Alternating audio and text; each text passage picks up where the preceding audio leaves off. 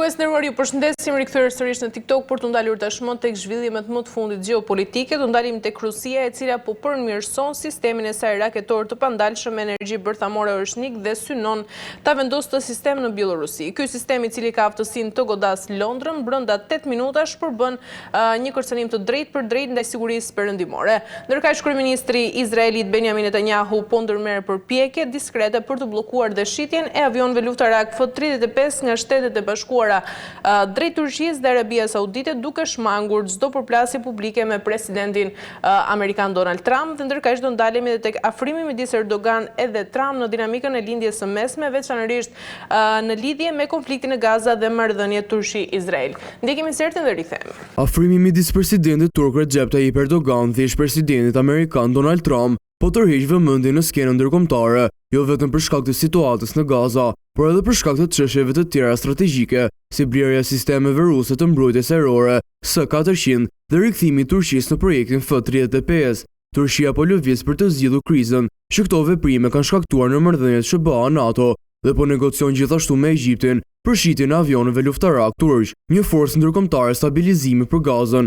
është në planifikim, ku Turqia mund të ketë një rol kyç në mbrojtjen e aktivitetit civil dhe rindërtimin e zonës. Pjesëmarrja turke mund të ndryshojë balancën e fuqive në rajon dhe të ndikojë në marrëdhëniet Turqi-Izrael, ndërsa vendet arabe dhe SBA-ja luajnë rol në drejtimin e këtij procesi. Mirë, për diskutuar mbi këto zhvillime të tjera, kam në një lidhje të drejtë për drejtë nga Turqia gazetarin Sokol Brahaj. Sokol, përshëndes. Përshëndetje, Kristen. Kënaqësi. Sokol, e nisi me insertin që dëgjuam së bashku dhe si mund të ndikojë gjithë ky afrim mes Erdoganit dhe Trumpit në gjithë dinamikën e lindjes së mesme, veçanërisht në lidhje me konfliktin në Gaza dhe marrëdhëniet midis Turqisë dhe Izraelit? Apo në fakt vetë marrëdhënia personale mund ta quajmë që ka zoti Erdogan me zotin Trump, ta kanë treguar që kanë një ndikim pozitiv, pra qoftë pozitiv më shumë nga ana e Turqisë, por edhe për Amerikën, sepse siç dihet Amerika gjithë kontrollin e lindjes së mesme ja ka lënë në dorë Izraelit prej dekadave me radhë, por tashmë me sa duket e ka kuptuar vetë edhe Pentagoni gabimin e kësaj dhe të vënë si themi një ushtar të dytë, jo vetëm një xhandar, por të kenë dy xhandar. Dhe kjo është shumë pozitive për Turqinë, po ashtu edhe vetë interesat politik, rajonal, gjeografik, por edhe kulturor me vetë rajonin që ka pas Ankaraja. Kjo tregon që Erdogani po ndjek një politikë shumë të mirë. Po ashtu kurse në marrëdhëniet me Rusinë, pra Ankara-Rusi, që mund ta them pak edhe ndryshe, pra nuk është siç është me lindjen e mesme, sepse siç dihet kur ishte në shtëpinë e bardhë presidenti Erdogan i dha fjalën Trumpit, i tha që po ne tashmë do të jemi totalisht pro-Amerikës. Pra dhe Amerika ka disa kushte, ku kushtet në lidhje me Rusinë janë që edhe Turqia të ketë të ndërmarrë hapat e saj për të sankcionuar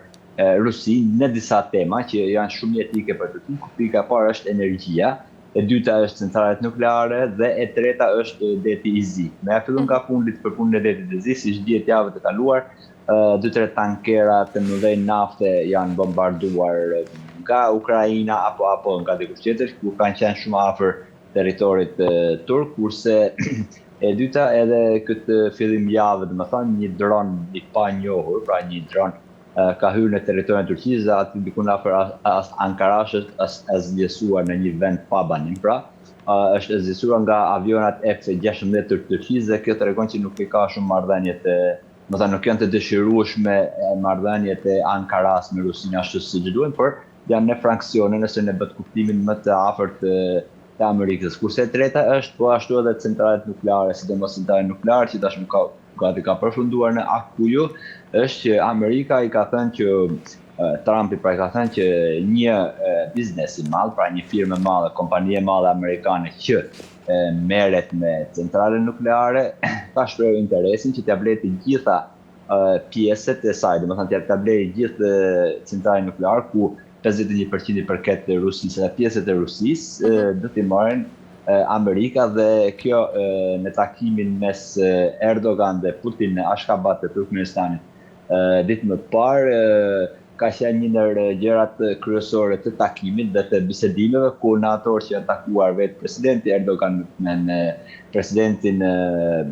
Putin në ato orë në Odessa, në një port të Ukrainës, pra i vetmi port që ndoshta ka ngel në det të zipër në hartën e Ukrainës, janë bombarduar disa anije që i përkasin biznesmeneve turk. Dhe në këtë aspekt, kemi dy botkuptime tash të ndryshme ndoshta, por normalisht që Turqia në pikë së pari vërteton veten e vet dhe forcën e vet në rajon dhe më gjerë, kurse në ana tjetër normalisht që Turqia që me krijimin e NATO-s fytyrën e ka drejt perëndimit, pra është në umbrellën e NATO-s dhe në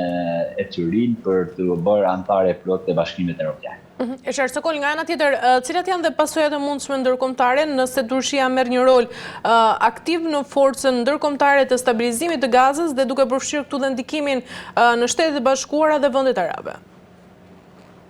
Një në Shtetet e Bashkuara duhet të jetë Turqia nëse e shohim në këtë aspekt, por nëse Turqia nesër pas nesër apo në një të ardhmë të shkurtër, ku kalojmë në fazën e dytë të planit të paqes së Trumpit për Gazën, Turqia duhet të jetë atje dhe këtë kërkon Amerika, sepse Turqia është i vetmi vend që do të jetë atje pjesëmarrës pra nga truproje ushtarë të paqëruesjes, do të jetë i vetmi vend që është në NATO, pra në vëzhgimin ose si mund ta quajmë në umbrellën e NATO-s dhe të Amerikës dhe kurse Egjipti, Katari e vendet tjera nuk janë në umbrellën e NATO-s, është Izraeli nuk është në umbrellën e NATO-s, është aleati, është në ta quajmë domethënë gjëja më e ngushtë, fëmia më e ngushtë, më e dashuruari i Amerikës, por gjithsesi Amerika lot me dy tre ushtarë dhe jo me një ushtar dhe këtë duhet të jetë Turqia me patjetër. Nga aspekti amerikan duhet është shumë domethënës sepse të gjitha të dhënat pra në rajon dhe në Gaza për nëse bëhet fjalë që do të shkojnë atje domethënë ushtarët turq, të direkt sinkronizimi i inteligjencës, pra i çdo lloji informacioni të jetë automatikisht edhe për Pentagonin dhe për Brukselin, pra për NATO dhe për Amerikën, dhe kjo është një fitim i madh shumë për Amerikën për kontrollimin e zonës. Kurse nga ana tjetër, nga ana fetare, nga ana besimit apo e kulturës, normalisht që ka një domethënie krejt ndryshe qoftë për popullin e Gazës, por qoftë edhe për botën arabe dhe për gjithë botën muslimane. Në thojza normalisht, që Turqia është një më i besueshëm, të paktën shumë më i besueshëm se sa Izraeli, apo se sa Egjipti, apo edhe se sa Katari, sepse është i vetmi lider në botë Erdogani, që jo vetëm thjesht vitet e fundit që u bë gjenocidin me gjakmarrës, domethënë me barbarizmat më të mëdha të historisë së njerëzimit, por ka një domethënie krejt tjetër, sepse Erdogani në të gjitha platformat që nga Kombet e Bashkuar, NATO, BE, të gjitha platformat, të gjitha konferencat që ka folë në arenën ndërkombëtare, ka prezantuar pra problemet e Gazës, gjakderdhjet, gjenocidet e gjitha. Në këtë aspekt është shumë domethënës, por atë të kemi një Turqi të fortë, domethënë në rajon pra për të sunduar me të vërtetë atë paqen e dëshiruar në Gaza apo në Palestinë, pra mes dy shteteve që mund të bëhen nesër, pra shteti palestinez dhe shteti Izrael, Gresila kjo lë shumë për të dëshiruar sepse duket një gjë shumë e gjatë, se tashmë Gaza po të thuash ka mbaruar totalisht, ka kaluar në duart e Izraelit dhe të gjitha prononcimet zyrtare bires edhe ditën e fillim të kësaj jave, qoftë kryeministri Netanyahu, por qoftë edhe ministrat e tjerë që tashmë kanë arritur qëllimin në Gaza, pra në Gazën kanë mbaruar dhe do vazhdojnë me pjesën tjetër të Palestinës, ku atje kolonet dihet shumë mirë që po mbrasin po presin njerëz këtu sa efektive dhe tjetë Turqia për ndalimin e kësaj, le shumë për të dëshiruar, sepse s'do të harrohet se Turqia është në umbrellën e NATO-s. Pra nuk mundet me bërë lëvizje Turqia në një tokë që nuk i përket Turqisë, pra jo në hartën e Turqisë, por në një tokë tjetër, një gjë që nuk i intereson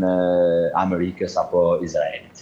E qartë, Sokol, nga ana tjetër, si mund të ndikojë rikthimi i Turqisë në projektin e F-35 dhe blerja e avionëve luftarak nga Arabia Saudite në gjithë balancin e fuqisë ajrore në rajon dhe marrëdhëniet mes SBA-s dhe NATO-s?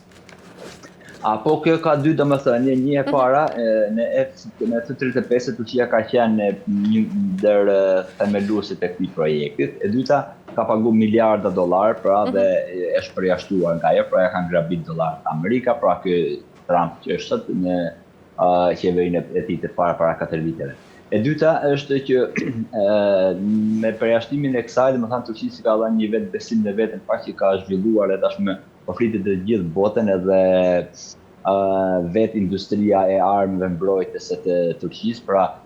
Nëse një e keqe është që ka përjashtuar Amerika me sanksione të thellësa Turqinë nga projekti F-35, kjo ka dhënë një mundësi krejtë tjetër, pra i ka hapur një derë tjetër që ka forcuar vetë prodhimin e vet. E treta është që është shumë domethënës F-35, edhe pse Turqia kërkon me këmbgulja, sepse në fund të fundit janë avionat ushtarak më të përparuar, pra deri më tani janë më të mirët në botë dhe i duhen pra këto, ku nga këto dihet që të marrë edhe Greqia, Komshit e Lëndë kanë marrë shumë antarë të NATO-s, por gjithsesi F-16 e marrë nga Katari atë, pra edhe këtë prodhim amerikan, edhe këto janë shumë të rëndësishëm në Turqinë, dhe atë në fakt na le të kemi një pyetje që me të vërtetë gjithë ajo euforia apo gjithë ajo retorika e Erdoganit dhe dhëndrit e Erdoganit që thotë kemi prodhuar kaq jemi të parët në botë që prodhojmë, kjo është një pikë pyetje, me të vërtetë ashtu, sepse nëse do të jetë ashtu, atëherë Turqia pse insiston të jetë në F-35 apo edhe në F-16, po në të njëjtën kohë Turqia ka bërë edhe marrëveshje me Italinë për shembull në prodhimin dhe zgjerimin e armëve me programin me firmën e Andrej Erdoganit, me Leonardo në Italis, po ashtu edhe në Eurofighter, tash kanë bërë marrëveshjen dhe Anglia dhe okej, Gjermania okej, Spanja dhe Italia kanë thënë okej, pra të marrin edhe aty. Në këtë aspekt nëse shohim nga makro, kjo tregon që Turqia është një vend i padiskutueshëm pranë NATO dhe sidomos kur bëhet fjalë për Europën, për kontinentin evropian, pra për Bashkimin Evropian dhe kontinentin evropian që përmendim të Anglinë, po edhe Turqinë, duket që është aktori më kryesor dhe do të jetë në të ardhmen aktori më kryesor dhe më vendimmarrës për sigurinë e këtij kontinenti, ku do ta shohim edhe shumë shpejt që ta shohim shumë shpejt nëse do të dërgohen trupa paqëruese në Ukrainë, do ta shohim një formulim krejt ndryshe ose një ekuacion krejt ndryshe në sigurinë e Europës. Qartë, mirë Sokol, për ta mbyllur këtë çështje të parë, cilat janë ndërkaq edhe sfidat kryesore politike dhe praktike që mund të hasen në implementimin e planit të Trump për Gazën, duke përfshirë këtu rolin e Hamasit, autoritetet palestineze, por nga ana tjetër dhe forca ndërkombëtare? Në fakt, si thema sa ne tregojmë me gisht, Amerika tregon me gisht vazhdimisht Hamasin. Hamasi është gogoli në fakt për Izraelin dhe për Amerikën, por dhe dihet shumë mirë se sa forcë ka Hamasi dhe çfarë ka bërë Hamasi dhe sa ka fuqi bërë Hamas, duke përjashtuar aktin terrorist të Hamasit pra të 7 tetorit, mos i ngatroj atë. Kjo tregon që Hamasi përfundimisht është eliminuar nga vetë forca e tij që ka pas më përpara, sepse siç dihet, domethënë Hamasi, Hizbullahu e të gjithë duke filluar nga Sulejmania, domethënë e Kudusit, krahut të ushtrisë së Kudusit të Iranit që e vran në Irak, që e vran në Irak, Sulejmanin e Iranit, duke aty domethënë Izraeli ka marrë superfuqinë e vet dhe dihet shumë mirë domethënë që antarët më kryesorë apo listën kryesore drejtuese të Hezbollahut mbi 5000 vet me atë telefon domethënë i ka eliminuar për 2-3 minuta të gjithë. Po ashtu edhe në Hamasin, se Hamasi do kishte një forcë, pra domethënë nëse Irani do të ishte përsëri sponsorizues dhe mbështetës i kryesor i Hezbollahut dhe i Hamasit, atëherë do të kishim një gjë këtë dhe do këtë ta shikoshim këtë gjenocid kaq barbarizma domethënë në Gaza, por kjo tregon që Hamasi ka ngel thjesht një grup guerrills që tashmë forca e tij le shumë për të dëshiruar në çdo lloj aspekti, po ashtu edhe Hezbollah, po ashtu edhe Irani. Në këtë aspekt duket që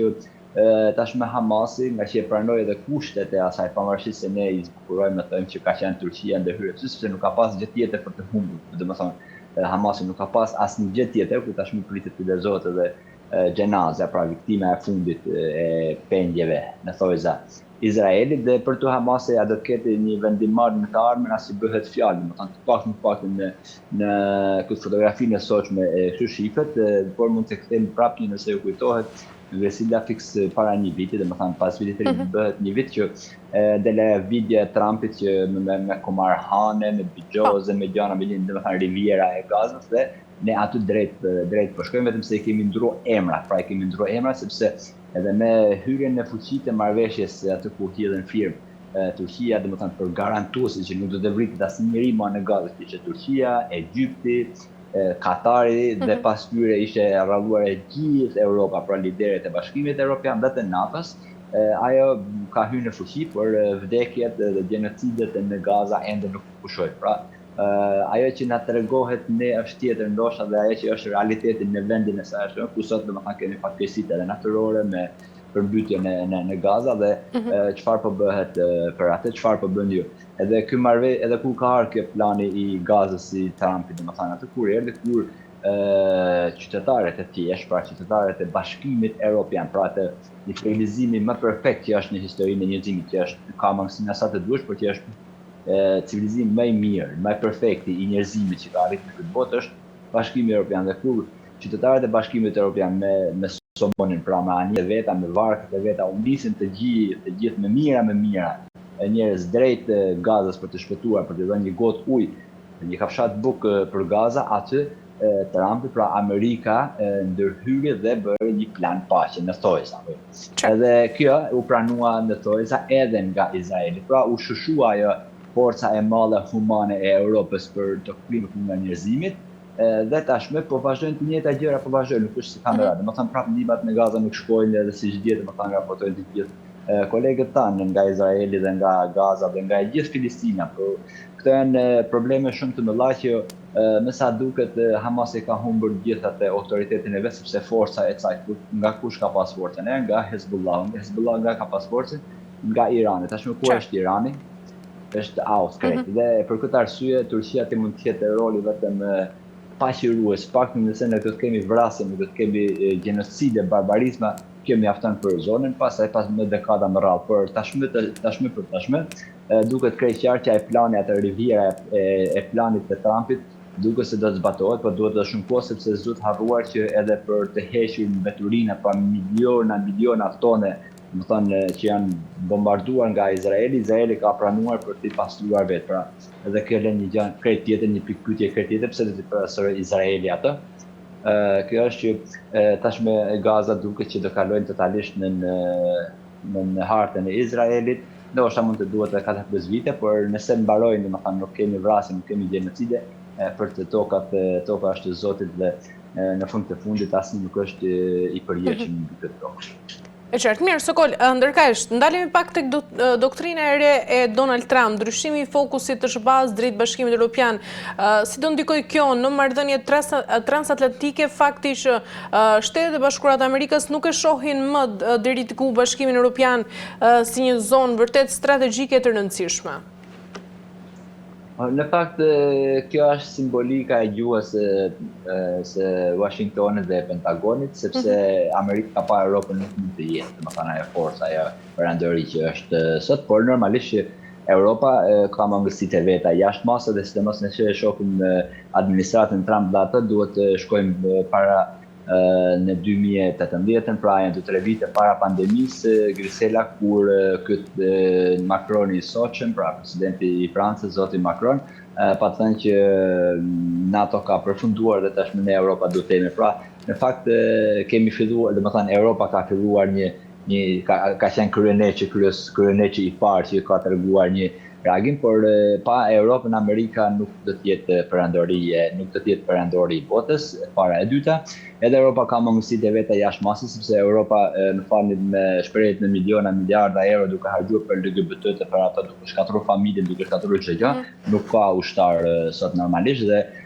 sidomos administrata Trumpit që jep rëndësi familjes e të tjera pavarësisht se nuk të përjashtojmë edhe dosjet e Epsteinit, domethënë, por gjithsesi le të kuptoj që Amerika i thotë Europës të mbledhë mendjen dhe hajden e vetes, sepse është i vetmi vend që në të ardhmen, pra për ndoshta 1-2-3-4-5 dekada, nuk e dim, por mund të jetë rivali i Amerikës, pra kush do të jetë mbreti i botës në të ardhmen, perandori i botës, mund të jetë vetëm Bashkimi Evropian, pra vetëm Europa. Dhe në këtë aspekt me luftën në Ukrainë dhe Rusi, Amerika me një gur godet 2-3-4-5 zogj dhe këtu që edhe Europa harxhon miliarda euro për të mbrojtur Ukrainën, pra por në njëjtën kohë dhe Rusia harxhon, pra të dy këto rivalet në të ardhmen që mund të jetë rivalët e tyre, të dy do psohen dhe ka 4 vite që kjo luftë zgjat, por nëse kthejmë tek pyetja jote Gersinda, është që me të vërtetë Europa do të krijojë një ushqim të vetëm, pra jo kundër Amerikës, por me të vërtetë siç i takon atë jetë kjo Europa që ka si civilizimi më të madh gjatë gjithë historisë, sidomos historisë moderne, për të gjithë njerëzit e botës, kjo do ta shohim, por besoj që Amerika, edhe pse në fjalimet e tyre zyrtare të Trumpit apo të Pentagonit po është të shtëpisë së bardhë, janë këtë ndryshe, por nuk mund ta menjanojmë domethënë një Amerikë që mund ta lënë pas dore Europën, sepse zotan kjo që baba i Amerikës është Europa dhe jo Amerika nuk është baba e Europës. E qartë, Sokol, dy vende të rëndësishme si Rusia dhe Kina në gjithë strategjinë amerikane, duke parë Rusinë jo më si një armike të Shteteve të Bashkuara të Amerikës dhe duke u përshëndruar në konkurrencën me Kinën, cilat janë risjet dhe rrezikët që lindin për Europën edhe Ballkanin? Apo për Europën lindin probleme të mëdha, sepse Europa nga Rusia, po dhe nga Kina, po dhe nga India, domethënë marrin shumë të lirë, pra produkte, çdo lloj produkti merr shumë të lira, koste shumë e lira aty, sepse dihet se sa demokraci dhe sa të drejta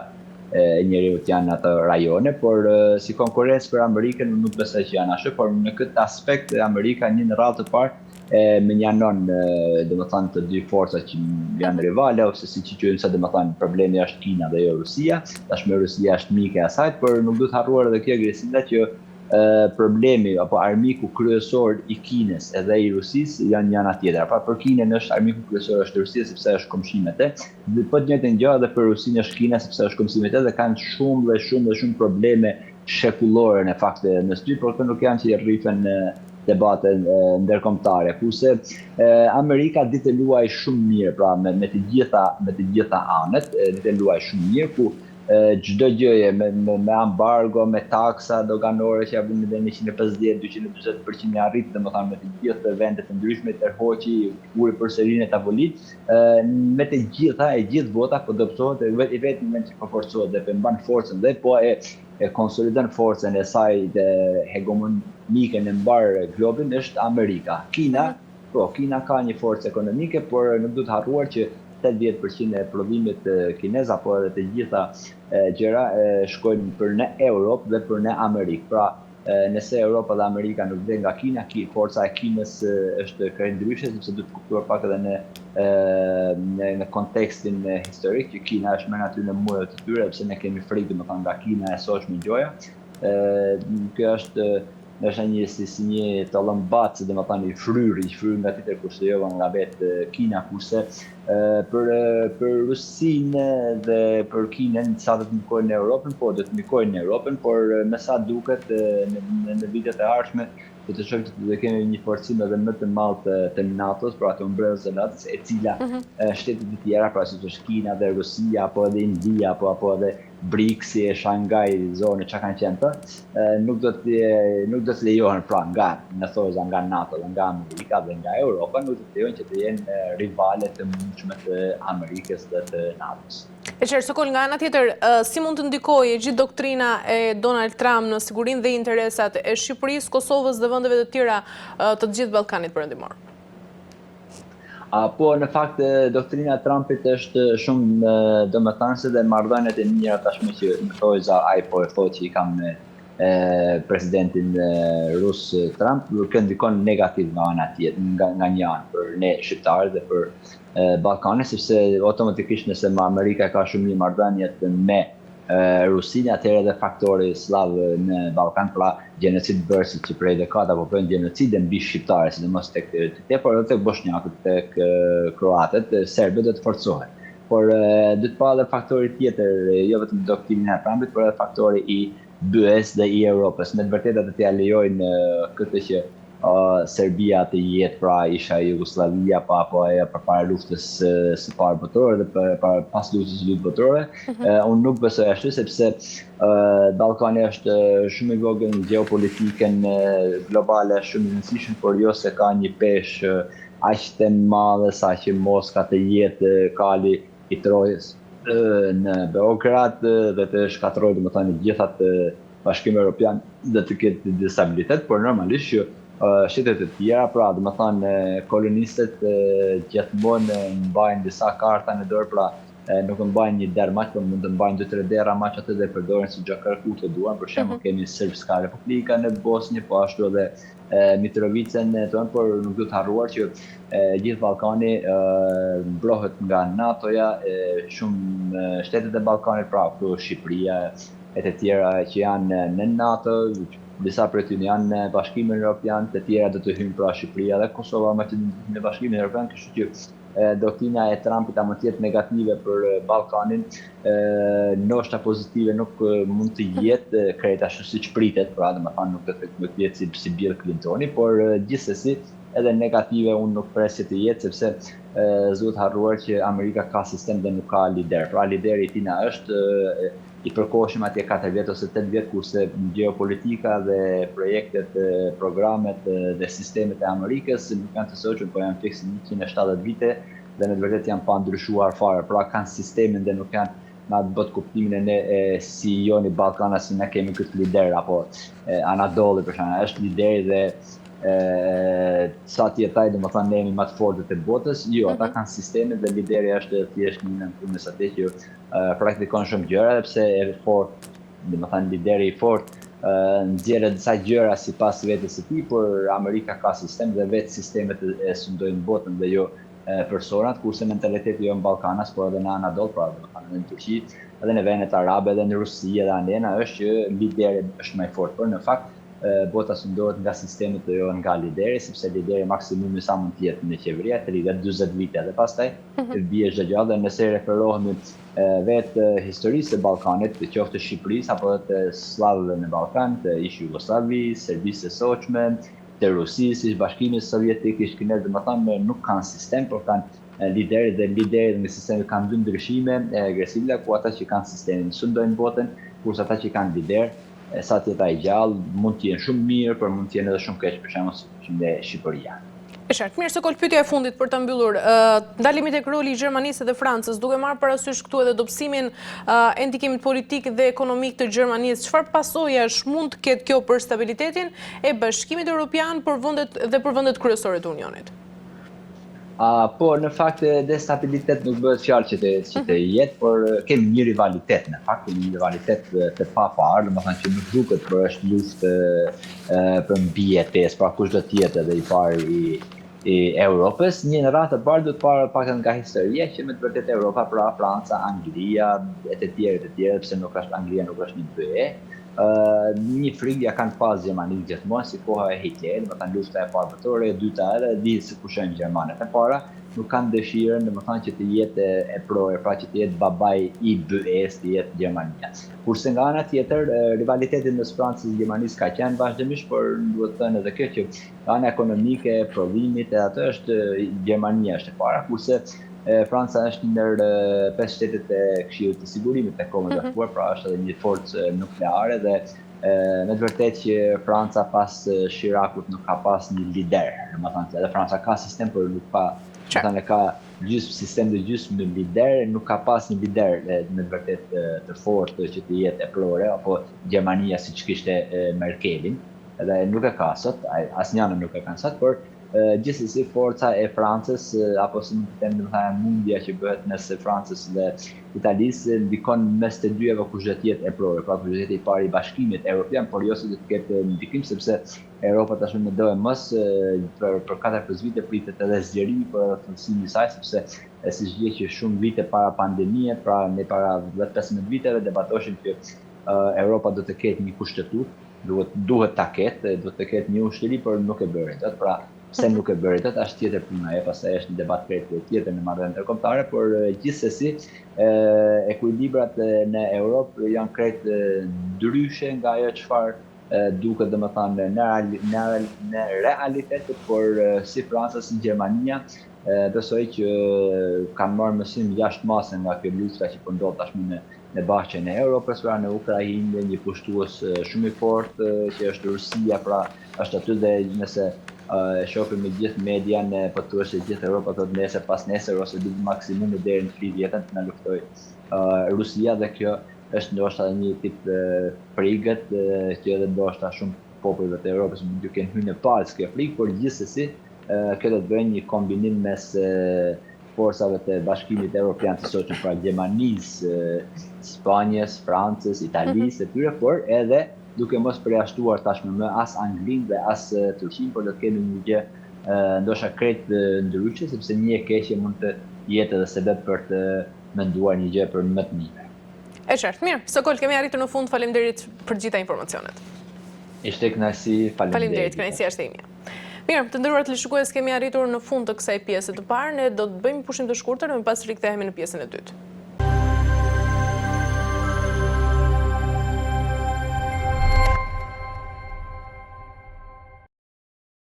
Shikues të nderuar, jemi rikthyer tashmë në pjesën e dytë, do ndjekim një insert dhe më pas rikthehemi. Një zhvillim i ri në skenarin e mundshëm të luftës së tretë botërore ka tërhequr vëmendjen globale. Rusia po përmirëson sistemin e saj raketor të pandalshëm me energji bërthamore, orshenik dhe synon ta vendosë këtë sistem në Bielorusi. Ky sistem, i cili ka aftësinë të godasë Londrën brenda 8 minutash, përbën një kërcënim të drejtpërdrejtë ndaj sigurisë perëndimore. Sipas burimeve të besueshme, Rusia dhe Bielorusia ka njoftuar se sistemi raketor orshenik do të jetë gati për të aktivizuar brenda 17 ditëve të ardhshme. Ky sistem balistik me rrezet të mesme veprimi është pjesë e përpjekjeve të Rusisë për të forcuar praninë e saj ushtarake dhe për të krijuar një mundësi të re për goditje të shpeshta dhe të fuqishme ndaj perëndimit. Megjithatë, një deklaratë e fundit e shefit të inteligjencës së Kievit, Oleg Ivansenko, ka hedhur dyshim mbi këtë plan. Ivansenko ka sugjeruar se mund të jetë vetëm një blluf nga ana e Kremlinit, duke theksuar se edhe pse puna për ndërtimin e infrastrukturës ushtarake për sistemin orshenik është në zhvillim, ende nuk është përfunduar.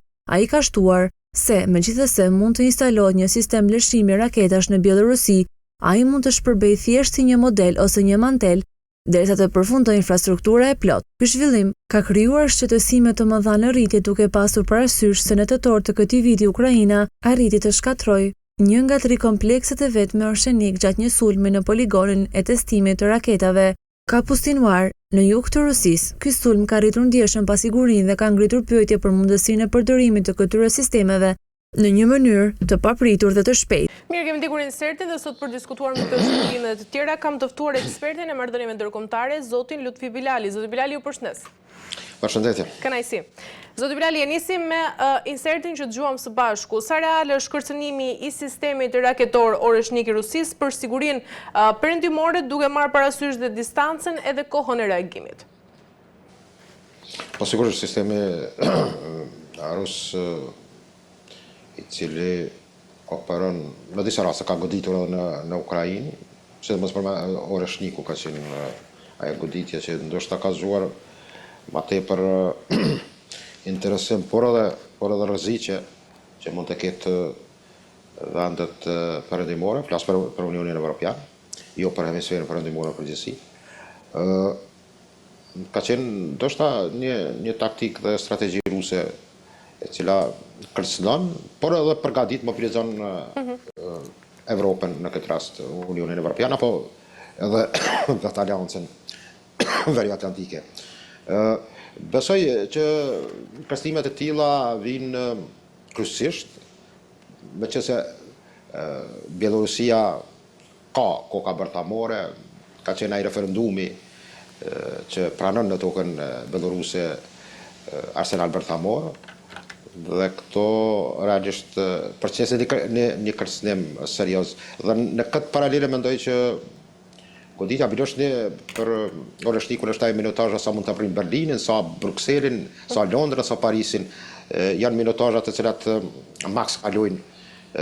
6-17 minutë, duke marrë nga Londra deri në Varshavë të Polonisë. Mendoj që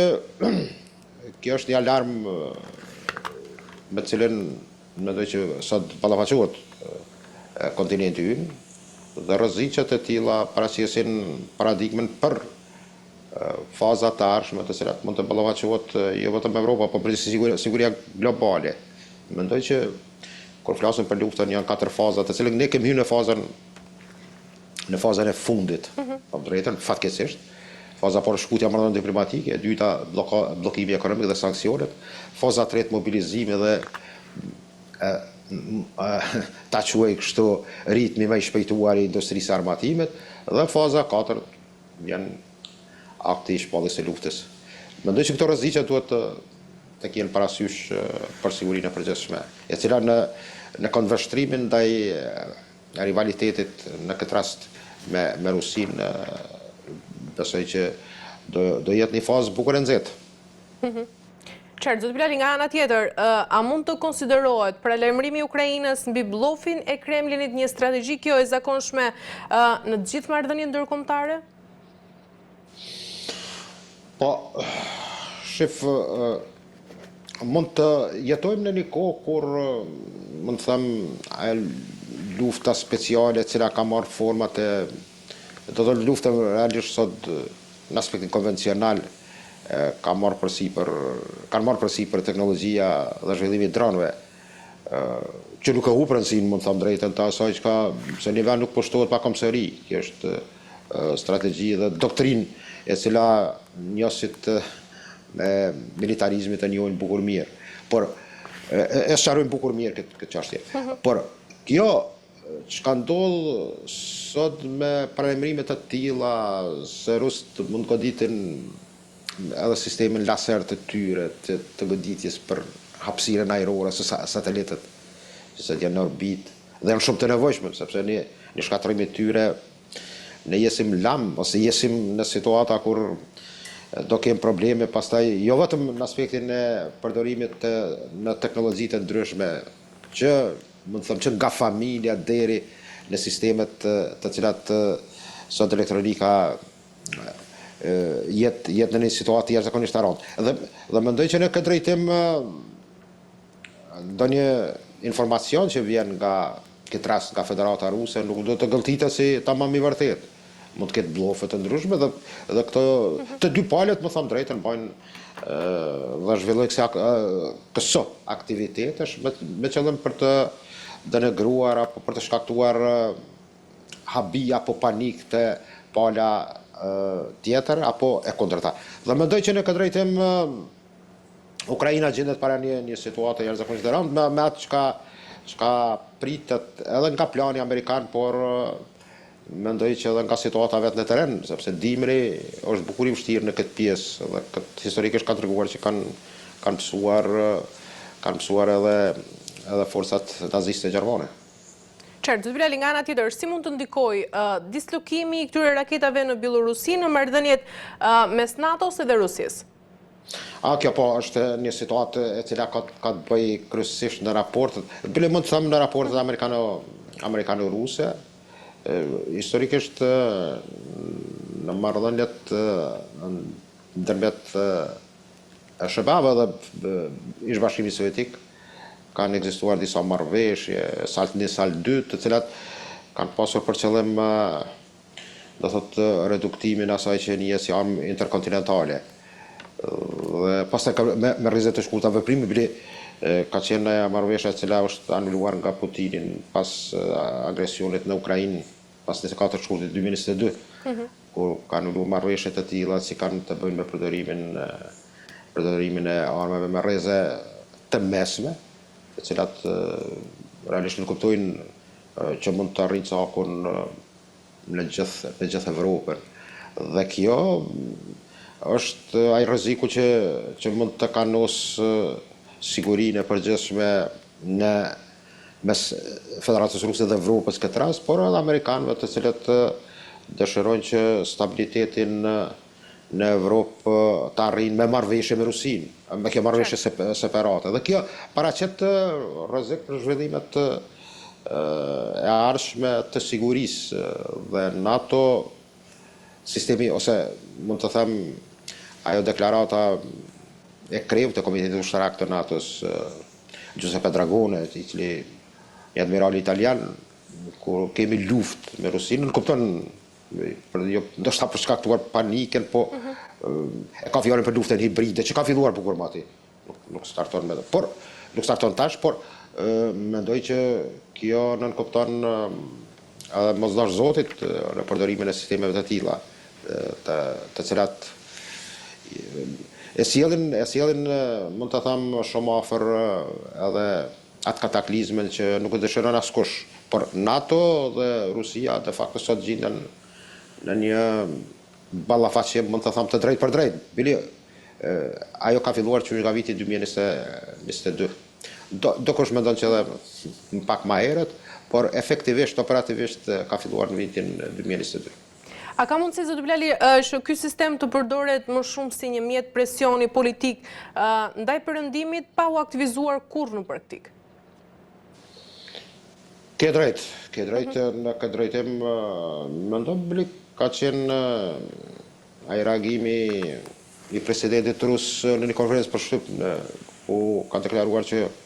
po që se kanë sistem të mbrojtjes kundër orëshnikut, mund ta testojmë dhe ta bëjmë një test. Kjo ka qenë ndoshta ajo faza parë që ka treguar tamam atë jo blofin, mund të thëmë realitetin. Mirë po ka qenë një kërcënim që ombrella mbrojtëse e Evropës apo vendeve perëndimore në Unionin Evropian ka qenë, kjo tregon edhe disa aktivitete që janë bërë me goditje me dron, që nga Polonia deri në deltën e Danubit në Moldavi, Rumani. Por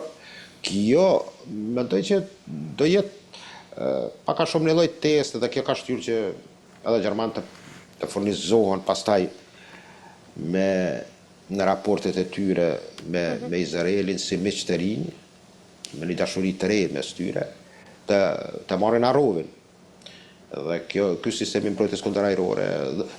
kjo ka efektin zënxhir pastaj që vendet të cilat dëshirojnë ta forcojnë kupolën e tyre të mbrojtjes, me që a është mundshme që pastaj të kemi,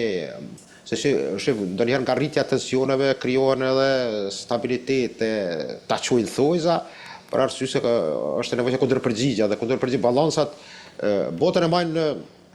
balancat dhe ekuilibrat kur kemi dy fuqi. Dhe në një farë mënyre është një farë, mund të them, raporti i cili e baraspashon tërë atë mundësinë që të kemë një lloj hegemonie nga njëra apo pala tjetër. Dhe kjo më duket që tregon që edhe në këtë sistem të tillë i cili projektohet në Bielorusi, do jetë për momentin, mendoj,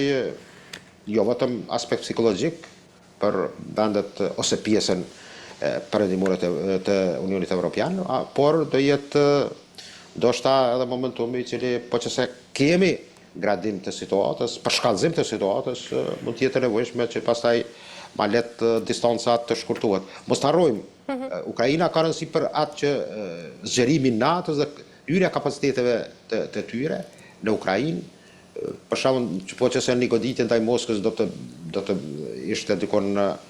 7 minuta me hyrjen e sistemit të natës për brenda, ose ta marrum në pjesën lindore të Ukrainës, atëherë do të shkurtohej goditja për Moskën 3-4 minuta. E qartë, zoti Bilali, të kalojmë tek një tjetër çështje. Kryeministri izraelit Benjamin Netanyahu ka ndërmarrë disa përpjekje diskrete për të bllokuar këtu shitjen e avionëve luftarak F-35 nga Shtetet e Bashkuara drejt Turqisë dhe Arabisë Saudite, duke shmangur kështu sipas tij edhe çdo përplasje publike me presidentin amerikan Donald Trump. Dhe pyetja është se sa serioze është i gjithë ky shqetësimi i Izraelit për shitjen e F-35 ndaj Turqisë dhe Arabisë Saudite, dhe si mund të ndikojë në një ekuilibër ushtarak në lindjen e mesme? Ndikon shumë, dhe ne tani të gjithë e dim, nuk është ndoshta ndonjë zbulim që mund të krenohet njëri, por dim gjithë destabilitetin kush e prish në lindje të afërt dhe në përgjithësi në lindjet e mesme. Kjo tani është mas e qartë, por balansat po ndryshojnë në lindjet të mesme, mund të them, në përgjithësi. Deklaratat e tilla të cilat, mund të them, Arec ka një publikim jashtëzakonisht të mirë se çka mundet dhe çka nuk mundet Izraeli. Mendoj që sa i përket programit F-35, që është dakordim amerikano-turk, me që marrja sistemit S-400-shit Triumph nga rusët ka prishur. Dhe thotë e marrëveshja që ka qenë më hershme, me cilat ka një ballafaqim dhe ende vazhdon si lloj kurzimi. Më qenë se Kani është prototip prodhimi i avionëve turq, edhe pse në gjeneratët mund të them 4.55, por do jetë mund të them si zavendësim, por F-35 është ndoshta ai i nati turk që dëshiron ta ketë atë çka janë dakorduar me amerikanët, por mendoj që Izraeli frikën më të madhe e ka në aviacion, kundërshtarin më të madh, momentalisht sot e ka Turqinë në linjët e mesme. Dhe këtë di mirë, dhe ky është ai rreziku i tyre. Ata dinë që në raport me Egjiptin, i cili nuk qëndron edhe ashtu dopt, por ka probleme me çështjet të elitave politike dhe shtetërore, por kjo është problematika me cilën Egjipti ballafaqohet, por është, mund të them, me qenë se ka arritur që të krijojë disa kontrata jo të ripërtëri kontratat me F-16 amerikan për Egjiptin, por arritur që me jotin kinez 10C dhe 17. Dhe në këtë drejtim mos flas më për Iranin, i cili ka marrë, më them, flotilën e Su-35 dhe është paraqitur edhe me përmes filmimeve që janë shfaqur edhe në medium ndërkombëtare. Por Turqia është një aspekt i cili rrezikohet që të jetë faza ardhshme e pandeshjes me Izraelin. Dhe këtë dinë, dhe këtë është problemi që në Gaza çdo kush mund të tolerohet të shkojë në Gaza si trupa paqërujtëse, ta mbikëqyrin atë planin e paqes së Trumpit. Por që se hynë Turqit, atër Izraeli me të vërtet e ndjen veten që ka të bëjë me një ushtri që jashtëzakonisht është profesionale dhe de facto e vërteta qëndron këtu. Turqit, po, dhe kjo është ai problemi, do thotë, sa i përket programit F-35. E qartë, për zotë Bilali, pse Netanyahu po zgjedh një qasje diskrete dhe jo një përballje të drejtë për drejtë me presidentin Donald Trump, pra cila është e gjithë strategjia diplomatike që po shndron pas kësaj? Po sigurisht ne kemi përshëm brana në fazën e parë brana as 2 muaj ka pas 500 thyret dhe thyret tanë pushimit. Dhe to aktivitetet e IDF-it izraelit kanë vazhduar dhe me vrasin bli ka pas reagim, duket edhe nga vetë Sven Vikov dhe Kushner, dhëndri i Trumpit në raport me Netanyahun. Do thotë ekziston një, mund të them, ndonjëherë një konfrontim mes Trumpit dhe Netanyahut, edhe pse duket bukuri lehtë tregon qartë seriozitetin e asaj. Sepse Netanyahu ka probleme të brendshme me të cilat kërkon të bëhet amnesti sipas ligjeve, sepse Izraeli nuk ka kushtetut, ka ligj themelor, ligjin bazik, i cili përbledhet me disa ligje, të cilat normativa tyre jap drejt presidentit Herzog, Isaac Herzog të bën ligjore të jap falje, amnesti për ato afera korruptive të cilat ballafaqohen në përgjigj Netanyahu. Dhe kjo tëra tregon që raportet mes Tel Avivit dhe Washingtonit janë ndonjëherë në pikën më të mirë, ndonjëherë fillojnë të qahen, por ende prezenca dhe mundima amerikane në raport me Izraelin është jashtëzakonisht e fuqishme dhe kjo ka filluar të bie, por në administratën, mund të them sidomos në çdo administratë të re apo të vjetër, cikli i ndihmave rreth Izraelit nuk ndryshon. Dhe kjo sigurisht do të bëjë situatën më të breshtë, edhe pse plani strategjik i sigurisë nacionale amerikane i hartuar nga Trumpi nuk ka më ndoshta prioritet aq të madh lidhjen e mesme, por sidoqoftë prap mendon që me arritjen e marrëveshjeve Abraham dhe futjen në Siri të atij konceptit për të arritur një paqe mes Al-Sharës, e cila është vështirë të arrihet, thënë drejtën, për marrëdhëniet Izrael-Siri, dëshiron që këto akte të kryej. Por gjokeri vetëm në këtë drejtim është Turqia. Mirë, zoti Blali, për ta mbyllur pyetja e fundit, cili është roli që mund të luajnë këtu edhe zyrtarët amerikanë skeptik ndaj Turqisë, si për shembull edhe Marco Rubio për ruajtjen e avantazhit ushtarak të Izraelit? Sigurisht, shef, mund të them shijeve, ai ka treguar ata pa qenë sekretar shteti që ka raporte dhe mund të them një lidhje të ngushtë dhe simpati për Izraelin. Ndikimi i lobit kuptohet jashtëzakonisht të fuqishëm në SBA, i cili mund të them përcaktues edhe për presidentin amerikan. Jo vetëm në raport me Rubion apo me figura tjera. Izraeli ka problem pak a shumë dhe godet ambasadorin Barak në të SBA-ve në Turqi, në Ankara, i cili disa herë ka treguar që pa Turqi nuk bën. Dhe në vlen një fjali e tij e cila thot ka dhënë fjalën me Trumpi, Erdogani që trupat turke do jenë në Gaza. Dhe këtë është vështirë tash të sillen në situata të tillë që kjo të mos realizohet. Por raportet e administratës dhe mund të them të gjithë atyre të rinj, të vjetër dhe të rinj që kanë qenë në qeverinë amerikane kanë, mund të them, janë umbrella, janë impuls për atë që sot ka Izraeli, sidomos në sistemet që kanë të bëjnë me zhvillimin e një armatimit dhe furnizimit të Izraelit, por edhe në atë ekonomi, mos harrojmë se Izraeli nuk qëndron mirë ekonomikisht nga një luftë 12 ditore me Iranin, ka pas të lasha dhe mund të them që bile në Izrael, ti që keni informacione që ka qenë ndaluar të japen foto për aksionet dhe goditjet e Iranit. Do thotë nuk ka qenë edhe që letë përballimi i saj, sidomos efekti i saj në dy portet të Izraelit, të cilat njëra në jug dhe tjetra në veri kanë mundur të jenë pa një veri perëndim,